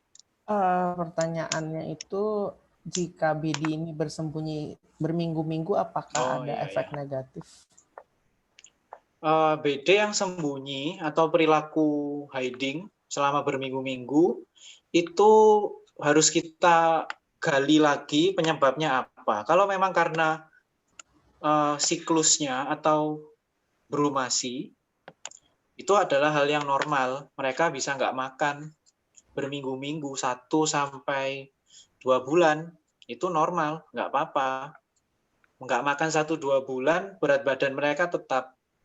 Kalau memang kondisinya sehat dan memang lagi fase brumasi. Nah, makanya yang penting juga kalau memang ada gejala seperti itu, sebagai vet kita harus cek feses mereka. Seringnya ada penyakit parasit yang tadi kita bahas itu. Parasit itu yang buat berat badannya habis. Jadi kalau berat badannya turun drastis ketika ada kondisi sembunyi berminggu-minggu, itu diduga karena parasit dan itu juga sangat bahaya karena bisa menyebabkan malnutrisi, dehidrasi, dan kematian. Baik, Dok. Baik, pertanyaan selanjutnya, Dok, dari Dokter Hewan Erika Angelia. Untuk suhu dan kelembapan yang sesuai itu berapa ya, Dok? Kalau suhu tadi sudah kita bahas, suhu basking itu 38 sampai 40. Suhu rendah atau suhu teduh itu 28, suhu ruangan nggak apa-apa 28, 27, 29. Kalau kelembapan idealnya adalah 30 sampai 40 derajat. Memang kan sangat susah diciptakan di negara tropis ya kan karena lembab. Nah, jadi ada beberapa trik supaya bisa mengakalinya. Pertama adalah ventilasi. Ventilasi kandang juga harus mengalir ya udaranya. Kalau udaranya nggak ada ventilasinya kan bisa makin lembab. Kemudian bisa dilakukan kebersihan. Kandang juga harus bersih. Kalau ada kotoran, itu juga berpotensi meningkatkan kelembapan. Suhu juga harus pas. Kalau suhunya tinggi, kelembapan juga akan berkurang. Nah, memang idealnya dipelihara juga di ruangan ber-AC, karena ruangan ber-AC itu kan kelembapannya juga rendah. Idealnya sih bisa sampai seperti itu, dipelihara di ruangan ber-AC, atau ada juga sekarang alat-alat untuk menyerap kelembapan, atau kita kenal kalau nggak salah namanya dehumidifier ya dok ya. Jadi dia bisa nyerap, absorb kandungan air yang ada di udara. Tapi umumnya sih selama kandangnya bersih, suhunya pas, sirkulasi juga ada, itu kelembapan juga ya kadang dinilai 50 atau 60 pun juga nggak masalah. Yang penting faktor-faktor yang lain terpenuhi. Juga kalau malam, itu kan kelembapan juga bisa naik banget ya, apalagi lampu kita matikan. Ya selama semuanya bersih, itu nggak masalah sih. Nggak masalah. Baik dok. Pertanyaan selanjutnya dari Dokter Hewan Rizal Dwinto Rohman. Bagaimana cara membedakan BD yang sedang brumasi ya, yang sehat sama karena sakit? Itu bagaimana dok membedakannya? Cara membedakannya adalah dengan melihat gejala. Apakah ada gejala seperti diare atau mungkin muntah. Kemudian kita juga perhatikan, kita harus gali benar-benar. Karena sebenarnya jarang juga BD yang mengalami brumasi, karena BD-nya semua sudah hasil selective breeding yang itu sudah nggak dari alam. Jadi secara adaptasi mereka sudah menyesuaikan. Seringnya itu juga karena stres. Namanya hewan reptil ya, mereka bisa stres, mereka bisa ketakutan aja. Kadang itu cuma karena ketakutan, lampunya terlalu terang, mereka juga bisa sembunyi. Jadi kembali lagi ke setting kandang dan pemeriksaan. Gejala-gejala sakit itu ada atau enggak. Kalau memang enggak ada, bisa aja cuma karena salah di pengaturan kandang gitu. Oke, baik dok. Pertanyaan selanjutnya datangnya dari sponsor nih, Dokter Hewan Adwin. Berarti kalau jawab pertanyaan ini dapat door prize juga nih. Ya, pertanyaannya ini adalah mengenai jenis kelamin yang telur BD ini menetasnya, apakah dipengaruhi faktor suhu? Iya, ini saya pun juga belum terlalu paham, karena saya juga lagi proses breeding juga sih di rumah ini. Dan berdasarkan pengalaman dari teman-teman, itu suhu inkubasi pada bearded dragon tidak mempengaruhi seksnya. Tidak mempengaruhi seks. Itu berdasarkan informasi dari rekan-rekan. Jadi nggak seperti leopard gecko ya. Leopard gecko itu kan dia suhu inkubasi suhu inkubasinya mempengaruhi seks ya. Kalau suhu ruangan cenderung betina, kalau suhunya tinggi 30, 31 cenderung jantan. Nah, tapi ada literatur yang saya baca, ini tapi bearded dragon yang di Australia, yang di habitatnya. Karena global warming, suhu meningkat. Nah, kalau di bearded dragon, di literatur itu, artikel itu, dia menyebabkan suhu yang tinggi, seksnya cenderung betina. Nah, tapi saya juga belum tahu korelasinya antara BD yang wild sama yang sudah captive.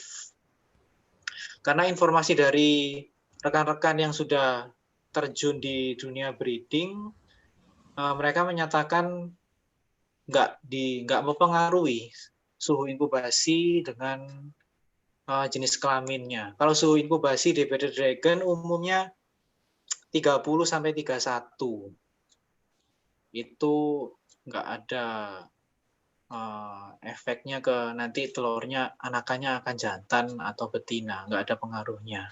Cuman saya juga belum bisa memastikan. Itu kira-kira, Dok. Baik, Dok.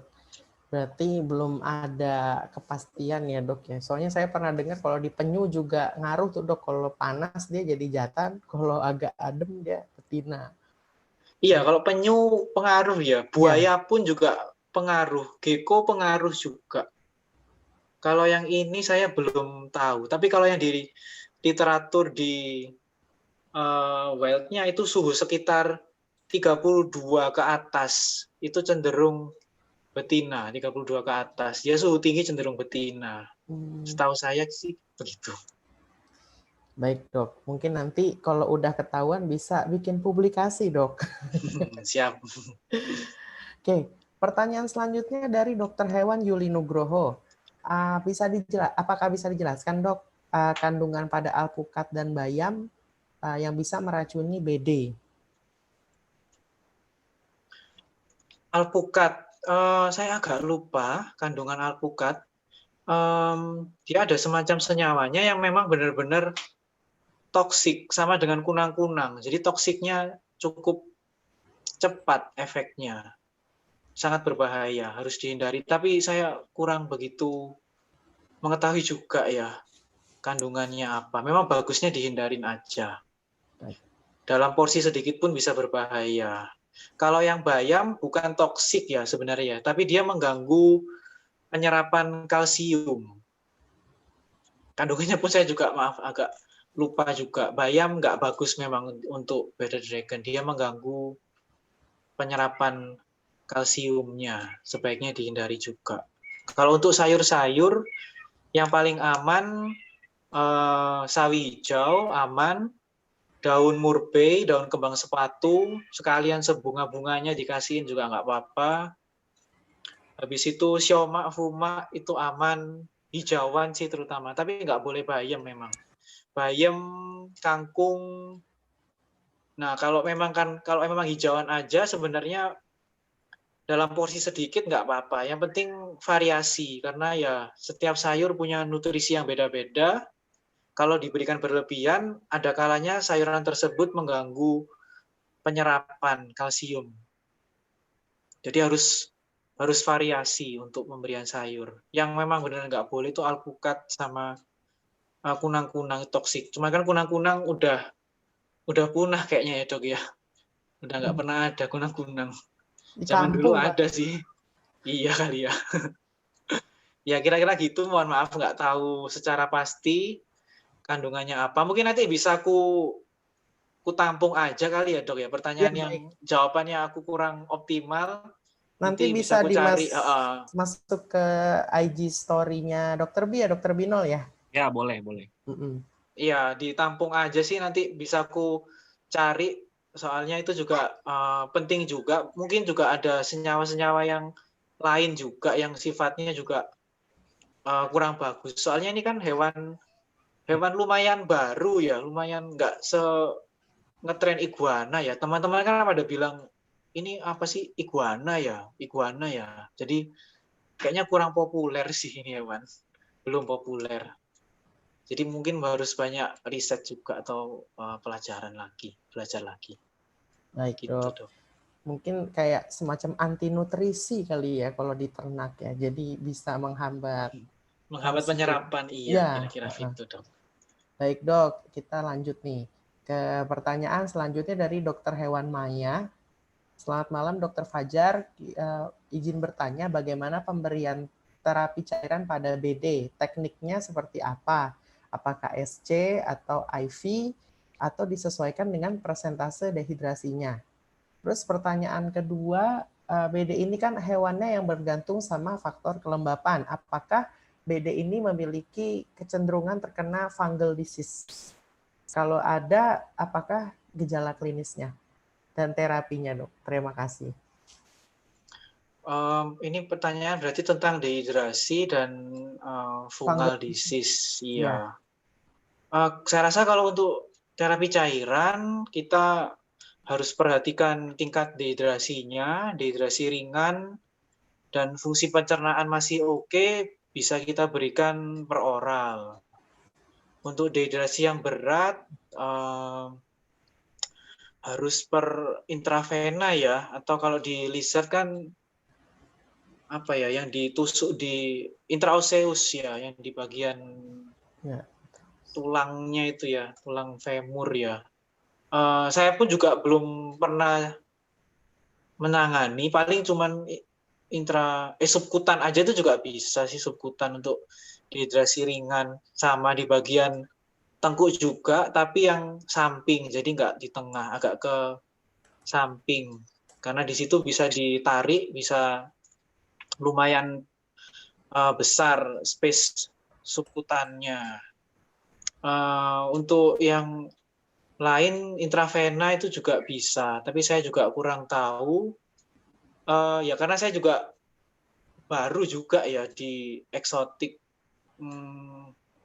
terjun di eksotik khususnya BD ini ya karena suka aja, jadi sekalian pelihara, sekalian belajar juga. Untuk kasus-kasus juga nggak sebanyak teman-teman yang lain, mungkin ada yang lebih tahu, tapi prinsipnya kan kalau di Lizard ya tingkat dehidrasi penting. Kalau masih pencernaan bagus, nggak ada muntah ya per oral aja kan masih bisa. Kalau yang berat-berat ya harus bisa intravena, bisa intrakoelomik ya bisa, intraoseus itu juga bisa, tapi harus dibantu obat suntikan anestesi lokal mungkin ya kalau intraoseus ya.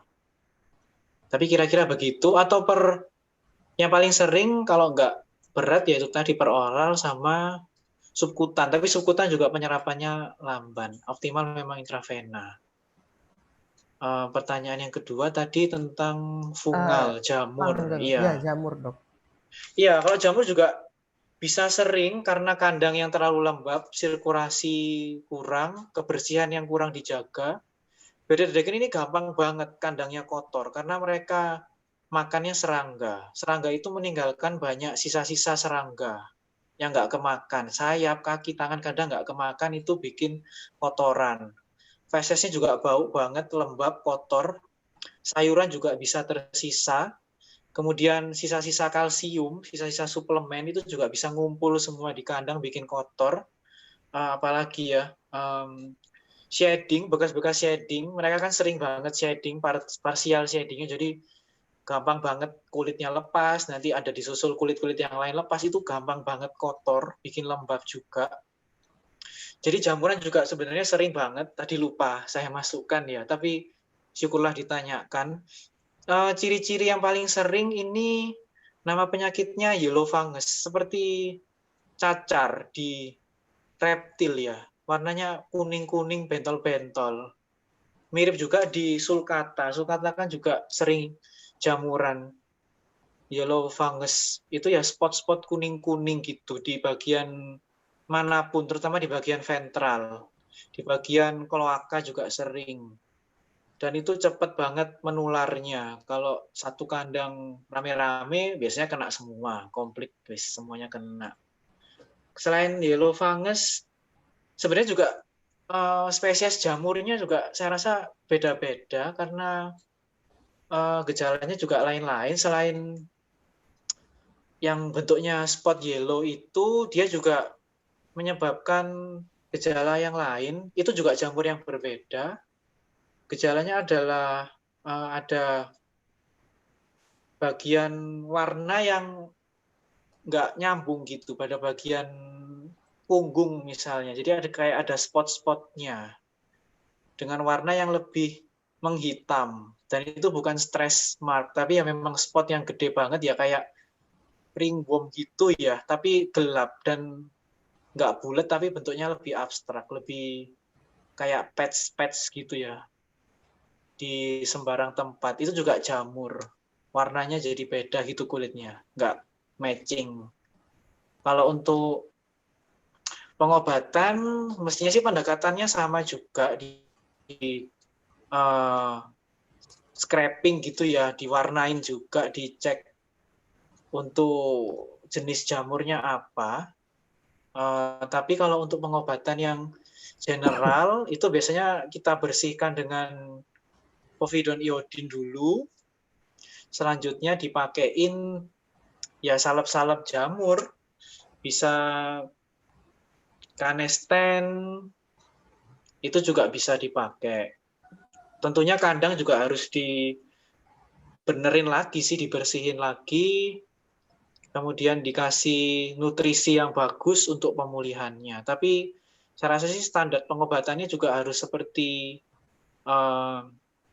penyakit-penyakit kulit pada umumnya ya, dia harus dikultur dulu, tapi umumnya ya pakai iodin sama Canesten. Itu juga bisa. Obat-obat per oral sih juga bisa sih, saya pernah baca juga semacam itraconazole juga bisa. Jadi ya harus didiagnosa dulu, soalnya juga mirip juga sama gejala gagal shedding. Gagal shedding itu kan juga ninggalin patch-patch yang jendol-jendol gitu ya, yang kolorasinya juga berbeda, colornya berbeda, mirip gejalanya gagal shedding.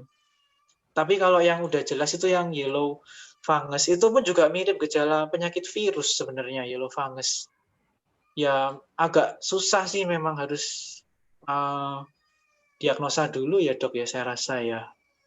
Kultur, pewarnaan, histologi, dan lain sebagainya. Tapi memang sering banget yellow fungus gitu kira-kira dok. Baik dok, terima kasih. Ini ternyata dokter Maya masih nanya, ini ada oh iya silakan. Apa idealnya pembersihan kandang itu dilakukan berapa kali dalam setiap hari atau minggu gitu? Pertanyaan yang cukup mendasar, ini jawabannya juga bisa berbeda-beda banget.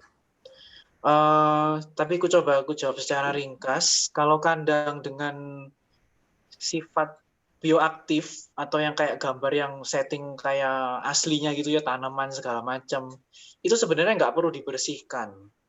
Bisa sebulanan sekali bersihkannya, karena kalau memang udah lengkap banget itu ada bakteri pengurainya juga di situ. Kita harus siapin banyak material, siapin bakteri pengurai, isopods, itu mereka bisa hancurin feses, jadi kita nggak perlu bersihkan. Bisa bersihkannya berbulan-bulan malah ya, saya rasa. Kalau yang harus tiap hari itu yang kalau kita pakai alas koran, kita pakai alas kertas, itu harus setiap hari. Jadi angkat, kalau kotor, buang. Setiap hari bisa dibersihkan. Atau kalau memang nggak sempet ya 1-3 harian sih bisa dibersihkan. Ya memang idealnya 1 hari sekali, tapi kan kita juga nggak tahu lapangan kayak apa ya, bisa bervariasi. Untuk bearded dragon dewasa bisa lebih jarang menggantinya, karena mereka ada fase nggak makan. Mereka juga buang air nggak tiap hari. Yang tiap hari buang air itu beda yang ukuran juvenile, subadult, baby. Baby juga buang air sehari bisa berkali-kali. Itu harus dibersihkan setiap hari. Kotoran bisa mengkontaminasi makanan. Jangkrik terutama itu kan bisa makan kotorannya itu juga. Ya, jadi penyakit dari situ. Memang harus bersih banget sih, kalau bisa bersih banget. Idealnya setiap hari memang. Tapi ya seperlunya aja. Kalau pakai substrat juga nggak perlu tiap hari, karena substrat kan menyerap kotoran juga, bisa seminggu sekali. Substrat kayak wood pellet, kemudian forest bark, reptile bark, yang bentuknya kayak kulitan kayu, itu kan dia nyerap juga. Jadi seperlunya aja sih menggantinya. Yang penting harus kita lihat, memang kalau udah kotor, udah bau, ya harus segera dibersihkan. Gitu kira-kira. Baik, berarti semuanya fleksibel banget ya dok ya untuk bersihin kandangnya ya? Iya sih, cukup fleksibel juga ya. Cukup fleksibel memang. Baik. Pertanyaan selanjutnya datang dari Dr. Hewan Yanuar Prakosa. Selamat malam Dr. Fajar, permisi dok, untuk ingin menanyakan mengenai kasus gagal shedding. Apakah bisa dibantu dengan obat-obatan atau obat-obatan apa? Terima kasih. Untuk gagal shading itu juga ada keparahan macam-macam. Ada yang sampai dia membelit atau menghambat sirkulasi. Itu juga bisa berbahaya, bisa berujung ke nekrosis juga. Ada juga yang berujung ke jamur, berujung ke radang kulit atau infeksi bakterial juga bisa. Jadi memang pengobatannya kalau gagal shading aja, dengan kasus yang umur shading tertempel nggak terlalu lama, ya cukup sering direndam air hangat aja, ya kan? Kalau yang sudah lama, yang bisa komplikasi ke penyakit-penyakit lain, juga harus diobati. Jamuran, kemudian infeksi bakteri, itu juga bisa. Nekrosis, gangguan penyempitan aliran darah karena kulit shadingnya itu kan mengikat juga. Itu bisa berujung ke penyakit yang lain. Pengobatan umumnya hanya direndam, tapi gagal shading ini bisa berujung ke penyakit-penyakit yang lainnya. Jadi juga sesuai pengobatannya. Kira-kira gitu, Dok. Baik, Dok. Terima kasih. Pertanyaan selanjutnya dari Dokter Hewan Agung Widi Utama. Pada pembenahan pada kasus-kasus yang menggunakan terapinya bedah, itu menggunakan sediaan anestesi apa dan bagaimana dosisnya? Terus pertanyaan kedua, bagaimana kita mengetahui suhu normal atau tidak menggunakan termometer? Mengingat reptil ini kan suhu tubuh sangat tergantung terhadap lingkungan. Oke, iya, kalau untuk dosis anestesi atau bedah, saya juga belum pernah melakukan, tapi pernah ikut seminar atau Zoom juga gini ya. Secara umum macam-macam, karena anestesi juga ada banyak golongan. Kalau yang bisa kita pakai, ya ketamin silasin itu bisa. Untuk dosis saya juga nggak tahu, belum hafal juga, tapi itu bisa ketamin silasin. Isofluran jelas lebih bagus, isofluran. Bius-bius lokal semacam lidokain itu pun juga bisa dipakai. Jadi cukup aman juga memang ya, dan bisa kita peroleh dengan mudah. Tapi teknisnya saya juga belum pernah melakukan, jujur aja, belum pernah melakukan. Biasanya saya nanya ke vet senior sih, semisal dokter Selamat, untuk kasus-kasus yang bedah, iya dok. Iya, jadi mohon maaf saya nggak bisa menjawab dengan maksimal. Tapi memang bisa sih ketamin silasin, itu bisa dipakai. Zoletil juga bisa. Zoletil juga bisa. Ya intinya bius-bius yang umum itu secara intramuskuler sih disuntikannya. Kalau di BD intramuskulernya di bicep, tricep, otot kaki depan. Bicep, tricep itu disuntik di situ.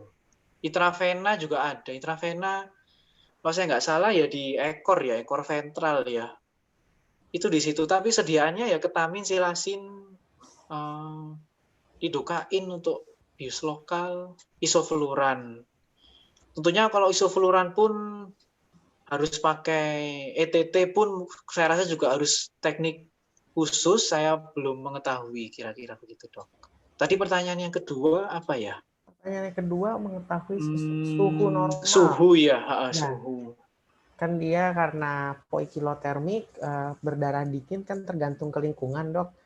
Nah, bagaimana cara mengetahui ini suhunya normal atau enggak dengan termometer?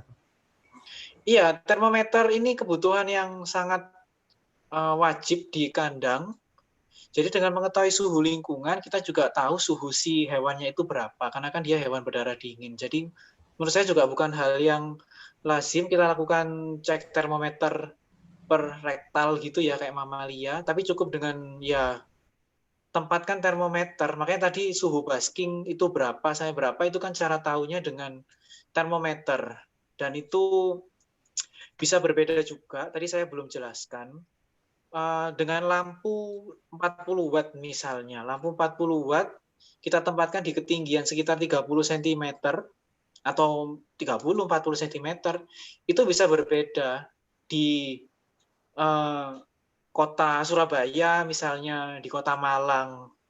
Itu bisa berbeda karena kan mereka juga ngikutin suhu lingkungan, suhu daerahnya juga. Kalau memang daerahnya panas ya bisa jadi kita nggak perlu lampu 40 watt, tapi perlu lampu cuma 20 watt, 15 watt. Jadi pentingnya termometer untuk tentuin suhu di kandangnya itu berapa. Kalau misalnya kita pingin suhu yang lebih tinggi, bisa dinaikkan wattnya itu sendiri. Kalau suhunya udah terlalu panas, kita kecilkan wattnya atau pakai lampu yang ada dimmernya. Jadi bisa dikurangin wattnya, bisa diredupin. Termometer itu penting banget untuk tahu suhu lingkungan sekaligus untuk tahu suhu si reptilnya sih, karena mereka kan hewan berdarah dingin ya, kira-kira gitu dok. Baik. Baik dok. Yang berikutnya apa tadi ya? Ada juga tadi kayaknya. Udah dok, itu doang 2. Oh iya ya. Yang selanjutnya dari Dokter Hewan Eka mengenai parasit yang di video tadi, apakah itu balantidium dok? Iya, saya juga kurang bisa identifikasi sih. Udah nanya dokter selamat juga, tapi kurang jelas kata beliau. Yang jelas adalah flagellata karena dia anatominya gitu ya, mirip entamuba. Mungkin juga bisa balantidium coli. Untungnya karena spektrum obat-obat sekarang juga cukup luas, jadi ya kita nggak sampai identifikasi, tapi kita terapi dengan obat-obat tadi. Sekarang kondisinya sudah sembuh, tapi mungkin itu juga balantidium, saya kurang paham juga dok kira-kira identifikasinya gimana. Literaturnya juga agak belum dapat juga cara identifikasi spesiesnya apa. Tapi saya rasa balantidium juga bisa. Terima kasih atas jawabannya. Iya. Mudah-mudahan nanti bisa ketemu ya dok ya. Iya dok, moga-moga bisa ketemu. Sulit banget ya dok. Mungkin dokter juga bisa bantuin. Baik, pertanyaan selanjutnya dari Dokter Hewan Rudi dari Magelang nih dok. Bagaimana jika ingin mengembangbiakan, apakah perlu recording? Apa yang terjadi bila terjadi inbreeding pada BD? Terima kasih. Ya, inbreeding ini kalau masalah breeding ini bisa panjang banget sih, bisa sampai besok kali ya dok ya kalau jelasin. Tapi secara general mereka cukup gampang dikembangbiakkan, mereka cukup cepat dikembangbiakkan, cepat bertelur juga. Asal ya perawatannya bagus, kandangnya bagus, kembali lagi di nutrisi. Nutrisi juga pengaruh di breeding. Nutrisi untuk BD yang kita pelihara sebagai pet dan nutrisi yang kita berikan untuk breeding itu juga beda banget. Beda banget dari sisi kualitas, kuantitas, vitaminnya juga beda-beda banget. Ya bisa panjang banget sih kalau breeding, panjang banget. Inbreeding itu ya kalau kita runut dari awal kan BD di alam warnanya gelap-gelap gitu, hitam gitu. Kemudian kan ada ketemu mutasi warna yang bagus, kemudian dipelihara, kemudian kita cari lagi mutasi yang bagus, kita pelihara, kita kawinkan mereka, kan sebenarnya juga inbreeding juga ya di awalnya itu. Awalnya kan juga inbreeding, semua reptil itu kan awalnya inbreeding yang morph. Tentunya juga ada tumbalnya juga ya, namanya inbreeding pasti ada mutasi yang nggak bagus, jadinya ya resiko juga pasti ada hal-hal yang nggak diharapkan nanti waktu inbreeding. Misalnya kayak telurnya nggak jadi, atau tiba-tiba udah netes habis itu mati, atau udah sempat bertahan beberapa hari kemudian nggak survive juga. Inbreeding pasti kayak gitu sih. Itu pembahasan sendiri sih menurutku kalau inbreeding. Soalnya inbreeding juga ada semacam aturannya atau trik-trik yang bisa digunakan supaya inbreeding itu bisa minim tingkat kematiannya, walaupun secara animal welfare kurasa juga ya sebisa mungkin kita hindarin juga inbreeding, karena ya nggak keserawan sih ya menurut saya ya, nggak keserawan juga ya. Tapi itu topik yang bagus dan lebar banget pembahasannya mengenai breeding, mengenai nutrisi, sama ya inbreeding itu sendiri atau genetik. Kira-kira gitu, Dok.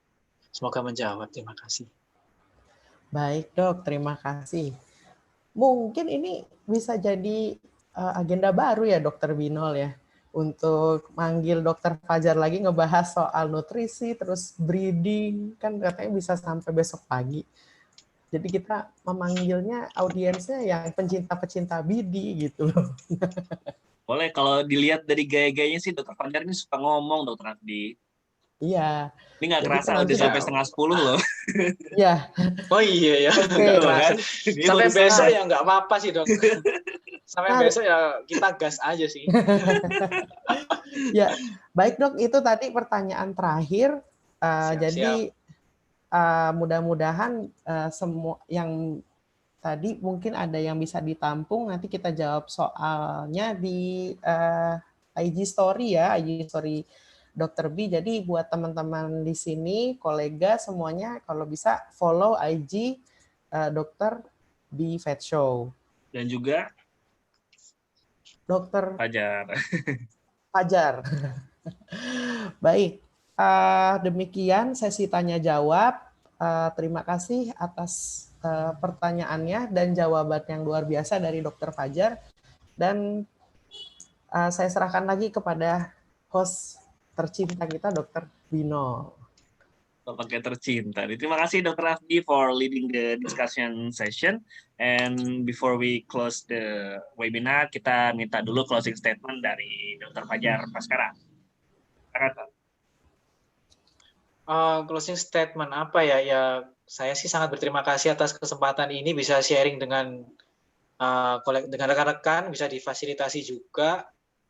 Kalau khusus untuk hewan ini memang belum populer, tapi mereka ini hewan yang sangat ya keren sih, unik juga, punya banyak tingkat kesulitan yang tinggi, peminatnya juga tinggi, pasarnya juga cukup bagus. Jadi ya menurut saya ya mari kita belajar bareng-bareng supaya ini hewan juga bisa mendapatkan perhatian yang lebih, mendapatkan perawatan yang optimal, karena gimana pun hewan eksotik apapun sih, mereka sebenarnya kan hewan liar, tapi kita tertarik untuk koleksi. Reptil kan ujung-ujungnya koleksi, tapi jangan sampai kita bilang mereka ini koleksi aja. Namanya mereka juga makhluk hidup, mereka juga bisa punya tingkat emosional yang dalam kayak anjing kucing. Jadi mari kita belajar bareng-bareng deh. Oke, terima kasih semuanya. Oke, banget ini closing statement-nya ya.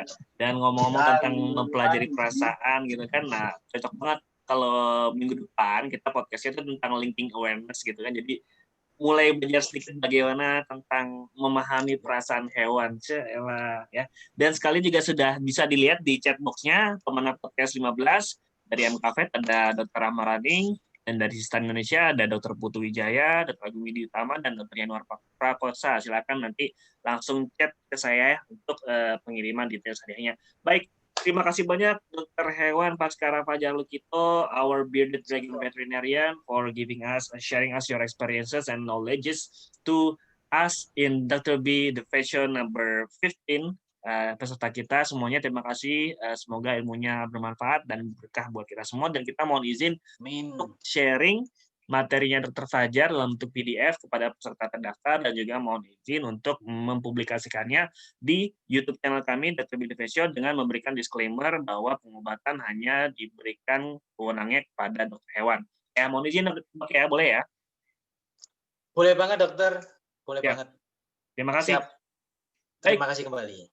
Ya, demikianlah yang dapat kami sampaikan dari Dr. Fajar, Dr. B, The Face Show yang bisa kita sharing bareng-bareng ini, dan jangan lupa untuk ikutan lagi pada acara podcast ke-16 Dr. B, The Face Show hari Minggu ya, Minggu malam jam 7:30, dan jangan lupa juga untuk ikutan Vet Seminar yang pertama Dr. B, The Face Show tentang envenomasi pada hewan kecil karena pesertanya membludak, dan buat pemateri-pemateri yang sudah tampil di Dr. B, kita berikan kursi spesial khusus untuk ikutan secara gratis. Jadi ntar Dr. Fajar juga bisa ikutan pada acara Vet Seminar pertama kita. Baik, terima kasih semuanya. Selamat beristirahat, selamat malam, dan selamat beraktivitas besok lagi. Semoga tetap sehat, tetap jaga jarak, tetap jaga nutrisinya, dan jangan lupa untuk cukup berolahraga. Terima kasih semuanya. Sebelumnya kita foto dulu ya, boleh ya? Boleh nih, dinyalain kameranya nih. Boleh nggak? Dipasang kameranya. Oke, satu. Nah, ini kelihatan semua nih yang ganteng-ganteng, yang cantik-cantik. Yang udah pada ngantuk. Dr. Yuli. Oke. Boleh pasang kameranya, kita foto. Boleh di print screen. Di sini ada 2 layar. Boleh switches. 1, 2, 3. Oke, sebentar. Saya share dulu di grup WhatsApp. Yang belum join grup WhatsApp-nya Vet Member Dr. B, The Face Show, bisa langsung, Dok. Oke, 1 kali lagi. 1, 2, 3. Baik, terima kasih, dan jangan lupa untuk materinya akan kami kirimkan dalam 1-2 hari ke depan, begitupun juga dengan upload rekaman di YouTube channel kami. Jangan lupa follow akun Instagram @paskarafajar, @dr.b__the_face_show, dan juga untuk mengikuti YouTube channel kami. Dan jangan lupa subscribe. Terima kasih, selamat beristirahat. Assalamualaikum warahmatullahi wabarakatuh. Selamat malam. Thank you, Dok. Waalaikumsalam warahmatullahi wabarakatuh.